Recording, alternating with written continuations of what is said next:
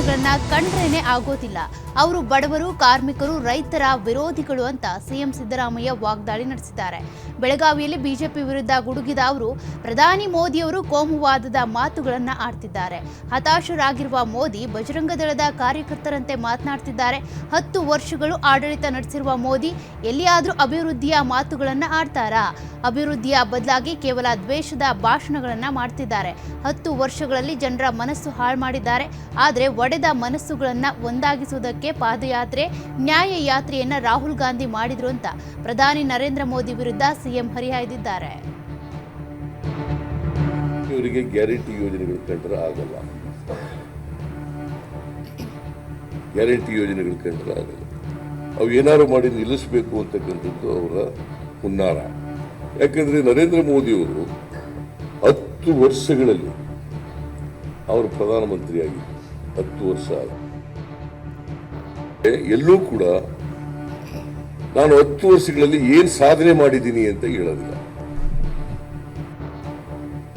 ಎಲ್ಲರೂ ನೀವು ನೋಡಿ, ಈ ಬಾರಿ ಕಾಂಗ್ರೆಸ್ ಭರವಸೆ ಮತ್ತು ಬಿಜೆಪಿಯ ಬುರುಡೆ ನಡುವೆ ಚುನಾವಣೆ ನಡೀತಾ ಇದೆ ಅಂತ ಡಿಸಿಎಂ ಡಿಕೆ ಶಿವಕುಮಾರ್ ಕೂಡ ಕಿಡಿಕಾರಿದ್ದಾರೆ. ಬೆಳಗಾವಿಯಲ್ಲಿ ಮಾತನಾಡಿದ ಡಿಕೆ ಶಿವಕುಮಾರ್, ಕಾಂಗ್ರೆಸ್ ದೇಶದ ಜನರ ಬದುಕಿನಲ್ಲಿ ಬದಲಾವಣೆ ತರುವ ಕೆಲಸವನ್ನ ಮಾಡ್ತಿದೆ. ಗ್ಯಾರಂಟಿ ಯೋಜನೆಗಳಿಗೆ ಖರ್ಗೆ, ರಾಹುಲ್ ಗಾಂಧಿ ಸಹಿ ಮಾಡಿದ್ದಾರೆ. ಚುನಾವಣೆ ಬಳಿಕ ಗ್ಯಾರಂಟಿ ಸ್ಥಗಿತ ಅಂತ ಯಡಿಯೂರಪ್ಪ, ಆರ್ ಅಶೋಕ್ ಹೇಳಿದ್ದಾರೆ. ಅವರಿಬ್ಬರು ಕೂಡ ಭ್ರಮೆಯಲ್ಲಿದ್ದಾರೆ. ನಮ್ಮ ಗ್ಯಾರಂಟಿಗಳಿಂದ 4.6 ಕೋಟಿ ಜನರಿಗೆ ನೇರವಾಗಿ ಅನುಕೂಲ ಆಗ್ತಾ ಇದೆ. ಜನಸಂಖ್ಯೆಗೆ ಅನುಗುಣವಾಗಿ ಯೋಜನೆಗಳನ್ನ ಮಾಡಿದ್ದೇವೆ. ಆದ್ರೆ ಈ ಯಡಿಯೂರಪ್ಪ ಹಾಗೂ ಬೊಮ್ಮಾಯಿ ಬುರುಡೆ ಸರ್ಕಾರ ಏನಾದ್ರೂ ಮಾಡಿದ್ರಾ? ಅವರು ಬರೀ ಸುಳ್ಳನ್ನ ಹೇಳ್ಕೊಂಡು ಬಿಜೆಪಿ ನಾಯಕರ ವಿರುದ್ಧ ಈ ರೀತಿಯಾಗಿ ವಾಗ್ದಾಳಿ ನಡೆಸಿದ್ದಾರೆ. ಎಲೆಕ್ಷನ್ ಕಾಂಗ್ರೆಸ್ ಭರವಸೆ, ಬಿಜೆಪಿ ಬುರುಡೆ. ನಾವೇನು ಭರವಸೆ ಕೊಟ್ಟಿದ್ದೇವೆ ಆ ಭರವಸೆ ನಡೆಸಿದ್ದೇವೆ. ಬಿಜೆಪಿ ಬರೀ ಬುರುಡೆ. ನಾನು ಕೇಳ್ತಾ ಇದ್ದೀನಿ, ಇವತ್ತು ಕಾಂಗ್ರೆಸ್ನ ಗಾಳಿ ಗ್ಯಾರಂಟಿಗಳ ಗಾಳಿ. ಯಾವ ಗ್ಯಾರಂಟಿ? ಕಾಂಗ್ರೆಸ್ ಗ್ಯಾರಂಟಿ ಗಾಳಿ. ಈ ದೇಶದ ಜನರ ಬದುಕಿನಲ್ಲಿ ಬದಲಾವಣೆ ತರಲಿಕ್ಕೆ ಇವತ್ತು ಬಿಜೆಪಿ ನಾಯಕರು ಸಂವಿಧಾನ ಬದಲಾವಣೆ ಮಾಡುವ ಮಾತುಗಳನ್ನಾಡ್ತಿದ್ದಾರೆ. ಮೋದಿಯವರು ಆರ್ಎಸ್ಎಸ್ ಸಂವಿಧಾನ ಮಾಡುವುದಕ್ಕೆ ಹೊರಟಿದ್ದಾರೆ ಅಂತ ರಾಜ್ಯ ಉಸ್ತುವಾರಿ ರಣದೀಪ್ ಸಿಂಗ್ ಸುರ್ಜೇವಾಲಾ ಗುಡುಗಿದ್ದಾರೆ. ಬೆಳಗಾವಿಯಲ್ಲಿ ಮಾತನಾಡಿದ ಅವರು ಬಿಜೆಪಿ ವಿರುದ್ಧ ವಾಗ್ದಾಳಿ ನಡೆಸಿದ ಎಸ್ಸಿ ಎಸ್ಟಿ ಮೀಸಲಾತಿ ತೆಗೆದು ಸಂವಿಧಾನ ಬದಲಾವಣೆಗೆ ಪ್ರಧಾನಿ ಮೋದಿ ಮುಂದಾಗಿದ್ದಾರೆ. ಮೀಸಲಾತಿ ವಿಚಾರದಲ್ಲಿ ಪ್ರಧಾನಮಂತ್ರಿ ಯಾಕೆ ಉತ್ತರ ಕೊಡ್ತಾ ಇಲ್ಲ? ಪ್ರಧಾನಿಯವರು 10 ವರ್ಷಗಳಲ್ಲಿ ಒಂದೇ ಒಂದು ಸುದ್ದಿಗೋಷ್ಠಿ ಮಾಡಲಿಲ್ಲ. 6 ಜನ ಹಾಲಿ ಸಂಸದರಿಗೆ ಇದೇ ಕಾರಣಕ್ಕೆ ಟಿಕೆಟ್ ಕೊಡಲಿಲ್ಲ. ಕಾಂಗ್ರೆಸ್ ಹಿಂದುಳಿದವರು, ಮಹಿಳೆಯರು, ರೈತರ ಸಂರಕ್ಷಣೆಗೆ ಆದ್ಯತೆ ಕೊಡ್ತಾ ಇದೆ. ಆದರೆ ಇದಕ್ಕೆ ತದ್ವಿರುದ್ಧವಾಗಿ ಬಿಜೆಪಿಯ ನಿಲುವುಗಳು ಇದ್ದಾವೆ ಅಂತ ಕಿಡಿಕಾರಿದರು. मोदी सरकार के पूर्व मंत्री और उनके नेता, उनके सांसद हेगड़े जी ने ये कहा कर्नाटक में कि मोदी जी को अगर इस बार चुन लिया गया तो वो देश का संविधान बदल देंगे. ये मैं नहीं कह रहा. मोदी जी के भाजपा उम्मीदवार लल्लू सिंह ने उत्तर प्रदेश में ये कहा इसी चुनाव में कि अगर उन्हें चुना गया तो वो संविधान बदल देंगे.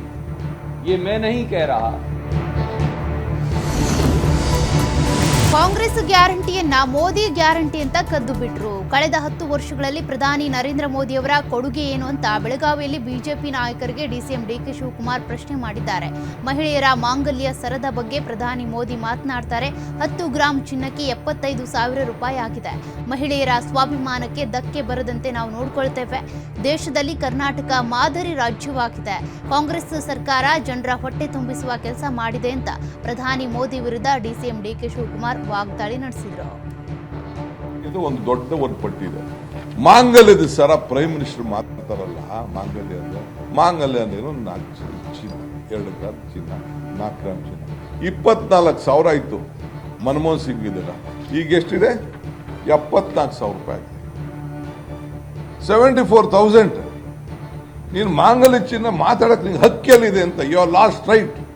ಮಾಂಗಲ್ಯ ಚಿನ್ನದ ಬಗ್ಗೆ ಬಿಡಿ, ಆ ಬೆಲೆದು ಎಲ್ಲ ಹಾಕಿದೀವಿ, ನಿಮ್ಗೆ ಅದೆಲ್ಲ ದೊಡ್ಡ ಕಥೆ ಇದೆ.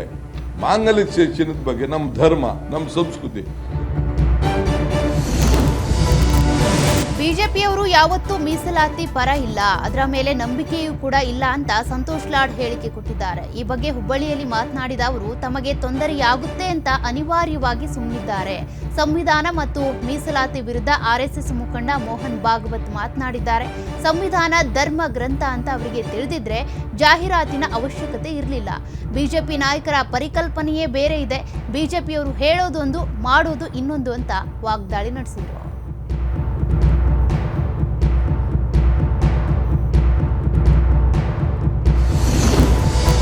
ಕಾಂಗ್ರೆಸ್ ಪಾಕಿಸ್ತಾನದ ಅಭಿಮಾನಿ ಎಂದಿದ್ದ ಬಿಜೆಪಿ ನಾಯಕರಿಗೆ ಸಚಿವ ದಿನೇಶ್ ಗುಂಡೂರಾವ್ ತಿರುಗೇಟು ಕೊಟ್ಟಿದ್ದಾರೆ. ಹುಬ್ಬಳ್ಳಿಯಲ್ಲಿ ಪ್ರಧಾನಿ ನರೇಂದ್ರ ಮೋದಿ ವಿರುದ್ಧ ವಾಗ್ದಾಳಿ ನಡೆಸಿದ ಅವರು, ಮೋದಿ ಪ್ರಧಾನಮಂತ್ರಿ ಆದಾಗ ಜಮ್ಮುವಿನಲ್ಲಿ ಶಾಂತಿ ಇರಲಿಲ್ಲ. ಅಂಕಿಅಂಶಗಳ ಪ್ರಕಾರ 10 ವರ್ಷಗಳ ಅವಧಿಯಲ್ಲಿ ಜಮ್ಮು ಮತ್ತು ಕಾಶ್ಮೀರದಲ್ಲಿ ಹೆಚ್ಚು ಜನ ಸಾವನ್ನಪ್ಪಿದ್ದಾರೆ. ಚೀನಾ ನಮ್ಮೊಳಗೆ ನುಸುಳಿ ಬಂದಾಗ ಯಾಕೆ ಕ್ರಮ ತೆಗೆದುಕೊಂಡಿಲ್ಲ? ಸಣ್ಣ ಪುಟ್ಟ ರಾಜ್ಯದ ಜೊತೆ ಸಂಬಂಧ ಇಟ್ಟುಕೊಳ್ಳದವರು ಹೇಗೆ ವಿಶ್ವಗುರು ಆಗ್ತಾರೆ ಅಂತ ಪ್ರಧಾನಿ ವಿರುದ್ಧ ತೀವ್ರವಾಗಿ ವಾಗ್ದಾಳಿ ನಡೆಸಿದ್ದಾರೆ.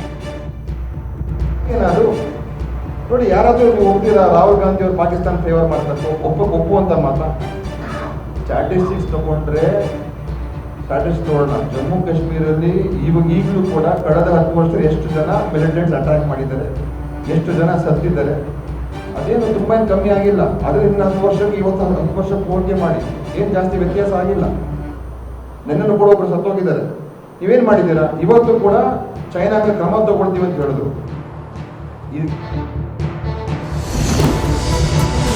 ಪ್ರಧಾನಿ ನರೇಂದ್ರ ಮೋದಿಯವರು ಮುಂದಿನ 5 ವರ್ಷಗಳ ಕಾಲ ಏನ್ ಮಾಡ್ತೇವೆ ಅಂತ ಪ್ರಣಾಳಿಕೆಯಲ್ಲಿ ಯಾಕೆ ಹಾಕಿಲ್ಲ? ಈ ಹಿಂದೆ ಏನ್ ಮಾಡಿದ್ದೇವೆ ಅಂತ ಸಹ ಹಾಕಿಲ್ಲ ಅಂತ ವಿಧಾನ ಪರಿಷತ್ ಸದಸ್ಯ ಬಿಕೆ ಹರಿಪ್ರಸಾದ್ ವಾಗ್ದಾಳಿ ನಡೆಸಿದ್ದಾರೆ.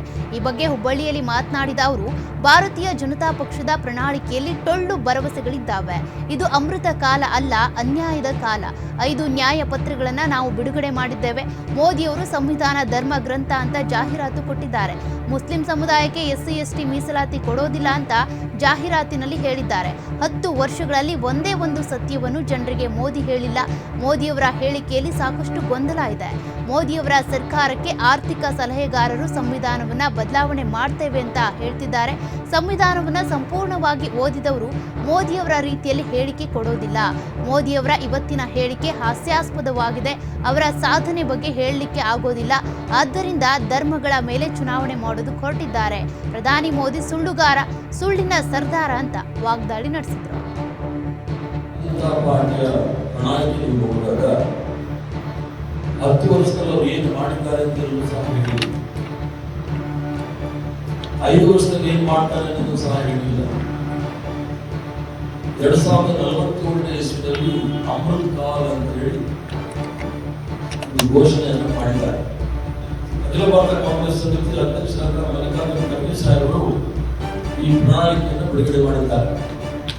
ಈ ಪ್ರಣಾಳಿಕೆಯಲ್ಲಿ ನಾವು 5 ನ್ಯಾಯ ಪತ್ರವನ್ನು ಘೋಷಣೆ ಮಾಡಿದ್ವಿ. ಅಂದ್ರೆ ಅಮೃತ್ ಕಾಲ ಅಲ್ಲ, ಇದು ಅನ್ಯಾಯದ ಕಾಲ ಅಂತ ಹೇಳಿ ಬಹಳ ಸ್ಪಷ್ಟವಾಗಿ ಕಾಂಗ್ರೆಸ್.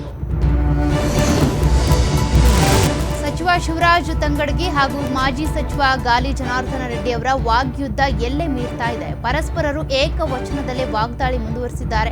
ಏಕವಚನದಲ್ಲಿ ನಾಲೆಗೆ ಹರಿಬಿಟ್ಟಿದ್ದ ಜನಾರ್ದನ ರೆಡ್ಡಿಗೆ ಸಚಿವ ಶಿವರಾಜ್ ತಂಗಡಗಿ ತಿರುಗೇಟು ಕೊಟ್ಟಿದ್ದಾರೆ. ಕೊಪ್ಪಳದಲ್ಲಿ ಮಾತನಾಡಿದ ಅವರು, 2 ಹೆಜ್ಜೆ ಮುಂದೆ ಹೋಗಿ ಮಾತನಾಡಬೇಕಾಗುತ್ತೆ, ಹುಷಾರ್. ನನ್ನ ಮನೆ ಸುತ್ತಲೂ ಓಡಾಡಿದ್ದನ್ನ ಬಹಿರಂಗಪಡಿಸಬೇಕಾ? ಸಂಸ್ಕಾರವುಳ್ಳ ಕುಟುಂಬದಿಂದ ಬಂದಿದ್ದಕ್ಕೆ ನಾನು ಸುಮ್ಮನೆ ಬಿಟ್ಟಿದ್ದೇನೆ. ಟಗರು ಬೆಂಗಳೂರಿನಿಂದ ಬಳ್ಳಾರಿಗೆ ಬಂದು ಗುಮ್ಮಿದ್ದು ನೆನಪಿದ್ಯಾ? ಕನಕಗಿರಿ ಕ್ಷೇತ್ರದ ಜನರ ಆಶೀರ್ವಾದದಿಂದ ಮಂತ್ರಿಯಾಗಿದ್ದೇನೆ ಹೊರತು ನಿನ್ನಿಂದ ತಂಗಡಗಿ ಮಂತ್ರಿಯಾಗಿಲ್ಲ ಅಂತ ಆಕ್ರೋಶ ಹೊರಹಾಕಿದ್ದಾರೆ. ರಾಜ್ಯದ ಮಂತ್ರಿ ಆಗಿಲ್ಲ, ಈ ಕನಕಗಿರಿ ಕ್ಷೇತ್ರದಲ್ಲಿ ಜನ ಕೂತಲ್ಲ, 10 ಗಂಟೆಗೆ ನನ್ನ ಮನೆ ಮುಂದೆ ನಿಂತಿದ್ದರು ನಿನ್ನೆಲ್ಲ ಕಾವಲುಗಾರರು. ನನ್ನ ಕರ್ಕೊಂಡೋಗಿ ನನ್ನ ಹೆಸರು ಮಂತ್ರಿ ಆಗಿದ್ದೀನಿ ಜನಾರ್ದನ್ ರೆಡ್ಡಿ. ನಾನು ನೀನು ಹೇಳಿದ ಪದವನ್ನು ಬಳಸಬಲ್ಲೆ, ಆ ತಾಕತ್ ನನಗೂ ಇದೆ. ಇನ್ನೊಂದೆಡೆ ಬಸನಗೌಡ ಪಾಟೀಲ್ ಯತ್ನಾಳ್ ಹಾಗೂ ವಿಜಯಾನಂದ ಕಾಶಪ್ಪನವರವರ ಬಳಿ ವಾಗ್ದಾಳಿ ಕೂಡ ಮುಂದುವರೆದಿದೆ. ಹೆಂಡತಿಗೆ ಟಿಕೆಟ್ ಕೊಡಿಸೋದಕ್ಕಾಗಿಲ್ಲ ಅಂತ ತಮ್ಮನ್ನ ಕೆಣಕಿದ್ದ ಬಿಜೆಪಿ ಶಾಸಕ ಬಸನಗೌಡ ಪಾಟೀಲ್ ಯತ್ನಾಳ್ಗೆ ಕಾಂಗ್ರೆಸ್ ಶಾಸಕ ವಿಜಯಾನಂದ ಕಾಶಪ್ಪನವರು ತಿರುಗೇಟು ಕೊಟ್ಟಿದ್ದಾರೆ. ಈ ಬಗ್ಗೆ ಬಾಗಲಕೋಟೆಯಲ್ಲಿ ಮಾತನಾಡಿದ ಅವರು, ಯತ್ನಾಳ್ ಬಾಯಿ ಬಂದು ಮಾಡಿದ್ರೆ ಸರಿ, ಇಲ್ಲವಾದ್ರೆ ಜನರೇ ಹೊಡಿತಾರೆ. ರಾಜಕೀಯದ ಬಗ್ಗೆ ಮಾತನಾಡ್ಲಿ, ವೈಯಕ್ತಿಕವಾಗಿ ಯಾಕೆ ಮಾತನಾಡ್ತಾನೆ? ಇವರು ಮುಖ್ಯಮಂತ್ರಿಗಳು ಇದ್ರಲ್ಲ, ತಾಯಿ ಮೇಲೆ ಪ್ರಮಾಣ ಮಾಡಿದ್ರು, ಆಗ ಇವ್ನು ಎಲ್ಲಿ ಹೋಗಿದ್ನಂತೆ? ಸದನದಲ್ಲಿ ಪ್ರಮಾಣ ಮಾಡಿದ್ರಲ್ಲ, ಕೇಳೋಕೆ ಹೇಳಿ. ಇವನೇನು ಪಂಚಮಸಾಲಿ ಮೀಸಲಾತಿ ಚೆಂಡಿನ ಬಗ್ಗೆ ಮಾತನಾಡ್ತಾನೆ? ನಮ್ಮ ಪಕ್ಷದ ಬಗ್ಗೆ ನಾನು ಟಿಕೆಟ್ ಕೇಳಿದೆ, ತಪ್ಪೇನು ಅಂತ ಪ್ರಶ್ನೆ ಮಾಡಿದ್ದಾರೆ. ಅವನೇನು ಚೆಂಡು ಕೊಡಿಸಿದ್ನಂತ ಇವನೇ ಇದ್ದಲ್ಲ, ಇವ್ನು ಮುಖ್ಯಮಂತ್ರಿನೇ ಇದ್ದಲ್ಲ, ತಾಯಿ ಮೇಲೆ ಪ್ರಮಾಣ ಮಾಡಿದಾಗ ಇಲ್ಲಿ ಹೋಗಿದ್ದೀವ? ಸದನದಾಗ ಪ್ರಮಾಣ ಮಾಡಿದ ಒಬ್ಬ ಮುಖ್ಯಮಂತ್ರಿ ಯಡಿಯೂರಪ್ಪನಂತ ಕೇಳ್ಕೊಂತ ಹೇಳ್ರಿ ಅವನಿಗೆ. ಇವನೇನು ಚೆಂಡು ಮಾತಾಡ್ತಾನೆ ನಮ್ಮ ಪಕ್ಷದ ಬಗ್ಗೆ? ನನಗೆ ಬೇಕಾಗಿತ್ತು, ನಾನು ಟಿಕೆಟ್ ಕೇಳಿದ್ದೆ, ಪಕ್ಷದ ನಿರ್ಣಯ. ಇವನಿಗೆಲ್ಲ ಮಾಡಿದ್ದಾನೆ ಪಕ್ಷ. ಕಡಲನಗರಿ ಮಂಗಳೂರಿನಲ್ಲಿ ರಣ ಬಿಸಿಲಿನ ತಾಪಮಾನ ಹೆಚ್ಚಾಗಿದೆ. ಅಣೆಕಟ್ಟುಗಳಲ್ಲಿ ನೀರಿನ ಮಟ್ಟ ಕಡಿಮೆಯಾದ ಹಿನ್ನೆಲೆ ಕುಡಿಯುವ ನೀರಿನ ಸಮಸ್ಯೆ ಎದುರಾಗಿದೆ. ತುಂಬೆ ಡ್ಯಾಂನಲ್ಲಿ ನೀರಿನ ಮಟ್ಟ 4.20ಗೆ ಇಳಿಕೆಯಾಗಿದ್ದು, ಅಡ್ಯಾರ್ ಡ್ಯಾಂನಲ್ಲಿನ ನೀರನ್ನ ತುಂಬೆ ಡ್ಯಾಂಗೆ ಲಿಫ್ಟ್ ಮಾಡಲಾಗಿದೆ. ಇನ್ನು ಮೇ ಅಂತ್ಯದೊಳಗೆ ಮಳೆ ಬಾರದೇ ಇದ್ರೆ ಮಂಗಳೂರು ನಗರದಲ್ಲಿ ನೀರಿನ ಸಮಸ್ಯೆ ಹೆಚ್ಚಾಗಲಿದೆ. ಮಳೆ ಬಾರದ ಹಿನ್ನೆಲೆಯಲ್ಲಿ ಮಂಗಳೂರು ನಗರದಲ್ಲಿ 2 ದಿನಕ್ಕೊಮ್ಮೆ ಕುಡಿಯುವ ನೀರಿನ ಪೂರೈಕೆಯಾಗ್ತಾ ಇದೆ. ಇನ್ನು ಕಟ್ಟಡ ನಿರ್ಮಾಣ, ವಾಹನ ತೊಳೆಯುವ ಸರ್ವಿಸ್ ಸೆಂಟರ್ಗಳಲ್ಲಿ ನೀರಿನ ಬಳಕೆಗೆ ಕಡಿವಾಣ ಹೇರಲಾಗಿದ್ದು, ಅನಗತ್ಯ ನೀರಿನ ಪೋಲು ತಡೆಯುವುದಕ್ಕೆ ತಾತ್ಕಾಲಿಕವಾಗಿ ನೀರಿನ ಪೂರೈಕೆಯನ್ನು ಸ್ಥಗಿತಗೊಳಿಸಲಾಗಿದೆ. ನಾವು ಎಲ್ಲ ಭಾಗದಲ್ಲೂ 60 ವಾರ್ಡ್ನಲ್ಲೂ ಸಹ ನಾವು ಸಮರ್ಪಕವಾಗಿ ಕುಡಿಯೋ ನೀರಿನ ವ್ಯವಸ್ಥೆ ಇತ್ತು. ಸೊ ಅಲ್ಲಿ ನೀರನ್ನು ನಾವು ಕೊಡ್ತಾ ಇದ್ದೀವಿ. ಇನ್ನು ಮುಂದೆ ನಮಗೆ ಇವಾಗ ಅವೈಲಬಿಲಿಟಿ ಆಫ್ ವಾಟರ್ ಇವಾಗ ಏನು ನಮಗೆ ತುಂಬೆ ಡ್ಯಾಮ್ನಲ್ಲಿದೆ, ಹಾಗೂ ನಮ್ಮ ಮತ್ತೆ ಮೇಲ್ಗಡೆ ಇರುವಂಥ ಡ್ಯಾಮ್ಗಳಲ್ಲಿ ನೀರಿದೆ. ಒದಗಿಸೋದಕ್ಕೆ ಜಲಮಂಡಳಿ ಸಜ್ಜಾಗಿದೆ. ಹೆಸರಘಟ್ಟ ಕೆರೆಯಿಂದ ಸರಬರಾಜು ಮಾಡೋದಕ್ಕೆ ಚಿಂತನೆ ನಡೆಸಿದ್ದು, ಅರ್ಕಾವತಿ ನದಿ ಪಾತ್ರದಿಂದ 0.03 ಟಿಎಂಸಿ ನೀರು ಸರಬರಾಜು ಮಾಡೋದಕ್ಕೆ ಯೋಜನೆ ಸಿದ್ಧಪಡಿಸಿದೆ. ಇನ್ನು ಸರ್ಕಾರದ ಈ ನಿರ್ಧಾರಕ್ಕೆ ಸ್ಥಳೀಯ ರೈತರು, ಸಂಘಟನೆಗಳು ವಿರೋಧ ವ್ಯಕ್ತಪಡಿಸಿವೆ. ಹೆಸರಘಟ್ಟ ಕೆರೆ ನೀರು ಜಲಚರ ಮತ್ತು ಜಾನುವಾರಿಗೂ ಬೇಕು. 48 ಹಳ್ಳಿಗಳ ಸಾವಿರಾರು ಬೋರ್ವೆಲ್ಗಳು ಇದೇ ಕೆರೆ ನೀರನ್ನು ಆಶ್ರಯಿಸಿವೆ ಅಂತ ಆಕ್ರೋಶ ಹೊರಹಾಕಿದ್ದಾರೆ. ಅಲ್ಲದೆ ಮೇ 6ನೇ ತಾರೀಕಿಗೆ ಹೆಸರಘಟ್ಟ ಕೆರೆ ನೀರು ಸಂರಕ್ಷಣಾ ಅಭಿಯಾನ ನಡೆಸುವುದಾಗಿ ಎಚ್ಚರಿಕೆ ಕೂಡ ನೀಡಿದ್ದಾರೆ. ಇನ್ನು ಈ ಕುರಿತಾಗಿ ರೈತರ ಮನವೊಲಿಸುವುದಕ್ಕೆ ಯಲಹಂಕ ತಾಲೂಕು ಆಡಳಿತವನ್ನು ನಿರ್ಧರಿಸಿದೆ. ಮಳೆ ಇಲ್ಲದೆ ಕಂಗೆಟ್ಟಿದ್ದ ಸಾಂಸ್ಕೃತಿಕ ನಗರಿ ಮೈಸೂರಿನಲ್ಲಿ ಭಾರೀ ಮಳೆ ಸುರಿದಿದ್ದು, ಭಾರೀ ಮಳೆಯಿಂದಾಗಿ ಅವಾಂತರ ಸೃಷ್ಟಿಯಾಗಿದೆ. ಧಾರಾಕಾರ ಮಳೆಗೆ 8 ಎಕರೆ ಬಾಳೆ ಬೆಳೆ ನೆಲಸಮವಾಗಿದೆ. ನಂದಗುಂದಪುರ, ತುಮ್ಮ, ನೇರಳೆ ಸೇರಿದಂತೆ ಹಲವೆಡೆ ಹಾನಿ ಉಂಟಾಗಿದೆ. ಗ್ರಾಮ ಪಂಚಾಯಿತಿ ಅಧ್ಯಕ್ಷ ನಂದೀಶ್ ಹಾನಿಗೀಡಾದ ಪ್ರದೇಶಗಳಿಗೆ ಭೇಟಿ ನೀಡಿ ಪರಿಶೀಲನೆ ನಡೆಸಿದ್ದಾರೆ. ಕಷ್ಟಪಟ್ಟು ಬೆಳೆದ ಬೆಳೆ ನಾಶವಾಗಿರುವ ಹಿನ್ನೆಲೆ ಸೂಕ್ತ ಪರಿಹಾರ ನೀಡಬೇಕು ಅಂತ ರೈತರು ಒತ್ತಾಯಿಸಿದ್ದಾರೆ.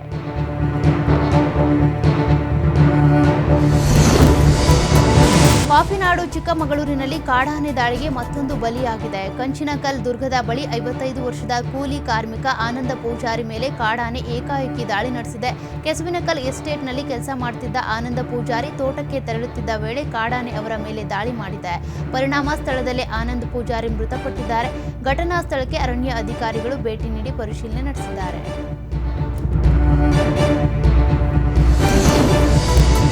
ತುಮಕೂರಿನ ಶಿರಾ ತಾಲೂಕಿನ ತಾವರೆಕೆರೆ ಗ್ರಾಮಸ್ಥರು ಮಳೆಗಾಗಿ ಮಳೆರಾಯನ ಮೊರೆ ಹೋಗಿದ್ದಾರೆ. ತಾವರೆಕೆರೆ ಗ್ರಾಮ ಪಂಚಾಯಿತಿ ಪಿಡಿಒ ನಾಗರಾಜ್ ಅವರೇ ಸ್ವತಃ ಮಳೆರಾಯನನ್ನ ಹೊತ್ತು ಮಳೆಗಾಗಿ ಪ್ರಾರ್ಥನೆ ಮಾಡಿದ್ದಾರೆ. ಭೀಕರ ಬರಗಾಲದಿಂದ ಸರಿಯಾದ ಪ್ರಮಾಣದಲ್ಲಿ ಮಳೆಯಾಗದ ಹಿನ್ನೆಲೆ ಮನೆ ಮನೆಗೆ ತೆರಳಿ ಮಳೆಗಾಗಿ ಪ್ರಾರ್ಥನೆ ಮಾಡಿದ್ದಾರೆ. ಗ್ರಾಮದ ಯುವಕರು ಕೂಡ ಈ ಆಚರಣೆಯಲ್ಲಿ ಭಾಗಿಯಾಗಿ ಆದಷ್ಟು ಬೇಗ ಮಳೆ ಬರಲಿ ಅಂತ ಪ್ರಾರ್ಥಿಸಿದ್ದಾರೆ.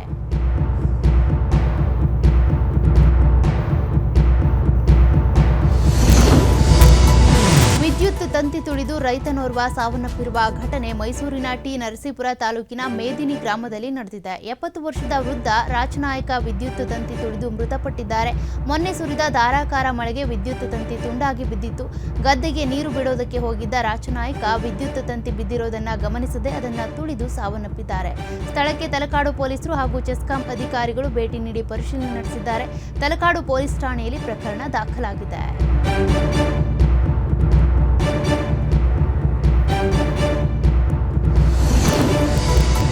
ಚಿಕ್ಕಮಗಳೂರು ಜಿಲ್ಲೆಯ ಕೆರೆಯ ಭದ್ರಾ ನದಿಗೆ ಹಾರಿ ವ್ಯಕ್ತಿಯೋರ್ವ ಆತ್ಮಹತ್ಯೆ ಮಾಡಿಕೊಂಡಿದ್ದಾನೆ. ಕಳಸಾ ತಾಲೂಕಿನ ಕಗ್ಗನಹಳ್ಳದಲ್ಲಿ 25 ವರ್ಷ ವಯೋಮಾನದ ಸತೀಶ್ ಎಂಬಾತ ಮನೆಯ ಸಮೀಪದ ಭದ್ರಾ ನದಿಗೆ ಜಿಗಿದು ತನ್ನ ಪ್ರಾಣವನ್ನೇ ಕಳೆದುಕೊಂಡಿದ್ದಾನೆ.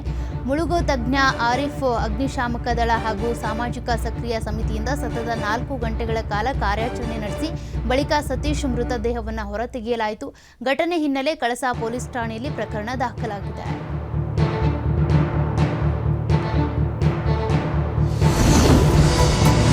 ಸ್ನೇಹಿತರ ಜೊತೆಗೆ ಕೆರೆಯಲ್ಲಿ ಈಜೋದಕ್ಕೆ ಹೋಗಿದ್ದ ವ್ಯಕ್ತಿ ಸಾವನ್ನಪ್ಪಿರುವ ಘಟನೆ ವಿಜಯಪುರ ತಾಲೂಕಿನ ಮಖಣಾಪುರ ಗ್ರಾಮದಲ್ಲಿ ನಡೆದಿದೆ. 37 ವರ್ಷದ ರಾಜಶೇಖರ ಕೆರೆಯಲ್ಲಿ ಮುಳುಗಿ ಸಾವನ್ನಪ್ಪಿದ್ದಾರೆ. ಬಿಸಿಲಿನಿಂದ ಸೆಖೆಯಾದ ಹಿನ್ನೆಲೆಯಲ್ಲಿ 8 ಜನ ಸ್ನೇಹಿತರ ಗುಂಪು ಮಖಣಾಪುರ ಗ್ರಾಮದಲ್ಲಿನ ಕೆರೆಯಲ್ಲಿ ಈಜೋದಕ್ಕೆ ಹೋಗಿದ್ದ ವೇಳೆ ಈ ದುರ್ಘಟನೆ ಸಂಭವಿಸಿದೆ. ಇನ್ನು ಮೃತನ ಕುಟುಂಬಸ್ಥರ ಆಕ್ರಂದನ ಮುಗಿಲು ಮುಟ್ಟಿದ್ದು ವಿಜಯಪುರ ಗ್ರಾಮೀಣ ಪೊಲೀಸ್ ಠಾಣೆಯಲ್ಲಿ ಪ್ರಕರಣ ದಾಖಲಾಗಿದೆ.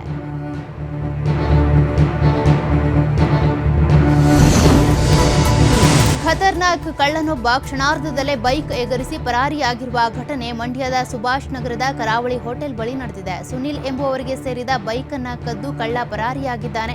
ಮೊಬೈಲ್ ಅಂಗಡಿ ಬಳಿ ಬೈಕ್ ನಿಲ್ಲಿಸಿ ಹೋಗಿದ್ದ ಸುನಿಲ್ ಹೊರಗೆ ಬಂದು ನೋಡಿದಾಗ ಬೈಕ್ ಮಾಯವಾಗಿದೆ. ಸುನಿಲ್ ಬೈಕ್ ನಿಲ್ಲಿಸಿದ್ದನ್ನ ನೋಡಿದ್ದ ಕಳ್ಳ ಬೈಕ್ ಕದ್ದು ಎಸ್ಕೇಪ್ ಆಗಿದ್ದಾನೆ. ಸದ್ಯ ಕಳ್ಳನ ಕೈಚಳಕದ ದೃಶ್ಯ ಸಿಸಿಟಿವಿಯಲ್ಲಿ ಸೆರೆಯಾಗಿದ್ದು ಮಂಡ್ಯ ಪಶ್ಚಿಮ ಪೊಲೀಸ್ ಠಾಣೆಯಲ್ಲಿ ಪ್ರಕರಣ ದಾಖಲಾಗಿದೆ. ಚಾಲಕನ ನಿಯಂತ್ರಣ ತಪ್ಪಿ ಕಾರೊಂದು ವಿದ್ಯುತ್ ಕಂಬಕ್ಕೆ ಡಿಕ್ಕಿ ಹೊಡೆದಿರುವ ಘಟನೆ ದಕ್ಷಿಣ ಕನ್ನಡ ಜಿಲ್ಲೆಯ ವಿಟ್ಲದ ಪುತ್ತೂರು ರಸ್ತೆಯ ಚಂದಳಿಕೆ ಬಳಿ ನಡೆದಿದೆ. ಡಿಕ್ಕಿಯ ರಭಸಕ್ಕೆ ಕ್ರೆಟಾ ಕಾರು ಪಲ್ಟಿಯಾಗಿದೆ. ಈ ಪರಿಣಾಮ ಕಾರು ಸಂಪೂರ್ಣ ನಜ್ಜುಗುಜ್ಜಾಗಿದೆ. ಅದೃಷ್ಟವಶಾತ್ ಕಾರಿನಲ್ಲಿದ್ದ ಪ್ರಯಾಣಿಕರು ಪ್ರಾಣಾಪಾಯದಿಂದ ಪಾರಾಗಿದ್ದಾರೆ. ಭಾರತದಲ್ಲಿ ವಂದೇ ಭಾರತ್ ಎಕ್ಸ್ಪ್ರೆಸ್ ರೈಲು ಸೇವೆ ಆರಂಭವಾದ ಕೆಲವೇ ದಿನಗಳಲ್ಲಿ ಜನ ಮನ ಗೆದ್ದಿದೆ. ಇದೀಗ ವಂದೇ ಭಾರತ್ ಮೆಟ್ರೋ ಸಿದ್ಧಪಡಿಸಲಾಗ್ತಾ ಇದ್ದು ಜುಲೈ ವೇಳೆಗೆ ಪರೀಕ್ಷಾರ್ಥ ಓಡಾಟ ನಡೆಸೋದಕ್ಕೆ ಸಿದ್ಧತೆ ನಡೆಸಲಾಗ್ತಾ ಇದೆ. ಪಂಜಾಬ್ನ ಕಪೂರ್ತಲಾದ railway coach ಫ್ಯಾಕ್ಟರಿಯಲ್ಲಿ Vande Bharat metro ರೈಲಿನ ಬೋಗಿಗಳನ್ನು ನಿರ್ಮಿಸಲಾಗ್ತಾ ಇದೆ. ಸದ್ಯ ಇದರ ವಿಡಿಯೋ ಸಾಮಾಜಿಕ ಜಾಲತಾಣಗಳಲ್ಲಿ ಹರಿದಾಡ್ತಾ ಇದೆ. ಇದು 100 kmನಿಂದ 250 km ವರೆಗೆ ಪ್ರಯಾಣಿಸುವ ಸಾಮರ್ಥ್ಯವನ್ನು ಹೊಂದಿದೆ.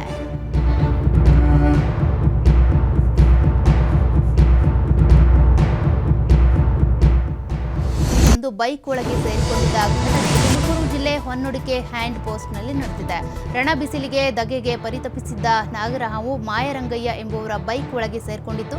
ಬೈಕ್ ಸೀಟ್ನ ಅಡಿಯಲ್ಲಿ ಅವಿತು ಕುಳಿತಿದ್ದ ನಾಗರಹಾವನ್ನ ಉರಗ ರಕ್ಷಕ ದಿಲೀಪ್ ರಕ್ಷಿಸಿದ್ದಾರೆ. ಸತತ ಅರ್ಧ ಗಂಟೆಗಳ ಕಾಲ ನಡೆಸಿದ ಕಾರ್ಯಾಚರಣೆಯಲ್ಲಿ ದಿಲೀಪ್ ಹಾವನ್ನ ರಕ್ಷಿಸಿದ್ದಾರೆ. ಉರಗ ರಕ್ಷಣೆ ಹಿನ್ನೆಲೆಯಲ್ಲಿ ದಿಲೀಪ್ ಕುಟುಂಬಸ್ಥರು ನಿರಾಳರಾದರು.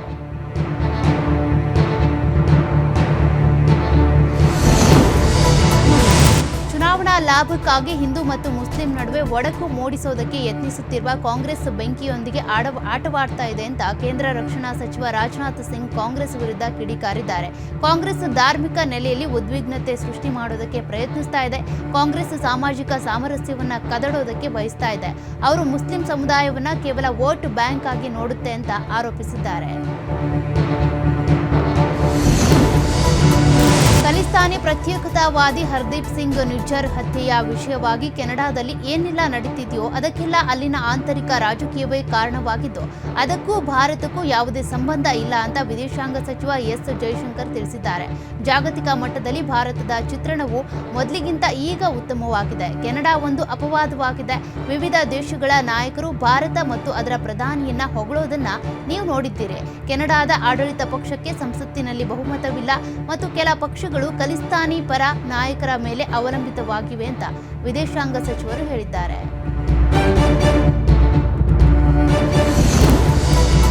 ತಿರುಮಲ ವೆಂಕಟೇಶ್ವರ ದೇವಾಲಯದ ಹುಂಡಿಗೆ ಏಪ್ರಿಲ್ನಲ್ಲಿ ಭಕ್ತರು 102 ಕೋಟಿ ರೂಪಾಯಿ ಕಾಣಿಕೆಯನ್ನು ಸಮರ್ಪಿಸಿದ್ದಾರೆ. ಒಂದೇ ತಿಂಗಳಲ್ಲಿ 20 ಲಕ್ಷ ಭಕ್ತರು ದೇವಸ್ಥಾನಕ್ಕೆ ಭೇಟಿ ನೀಡಿದ್ದು ಏಪ್ರಿಲ್ನಲ್ಲಿ 94 ಲಕ್ಷ ಲಡ್ಡುಗಳು ಮಾರಾಟವಾಗಿವೆ.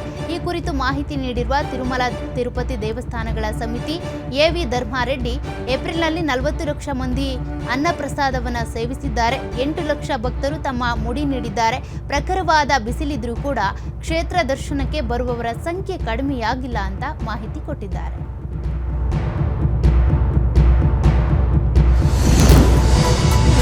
ಸಿದ್ಧವಾಗ್ತಾ ಇದೆ ಸ್ಟಾರ್ ಬಯೋಪಿಕ್. ಬಾಲಿವುಡ್ನ ನಿರ್ಮಾಪಕ ಸಾಜಿದ್ ನಾಡಿಯಾದ್ಮಾಲ್ ನಿರ್ಮಾಣದಲ್ಲಿ ಮೂಡಿ ಬರಲಿದೆ ರಜನಿ ಬಯೋಪಿಕ್.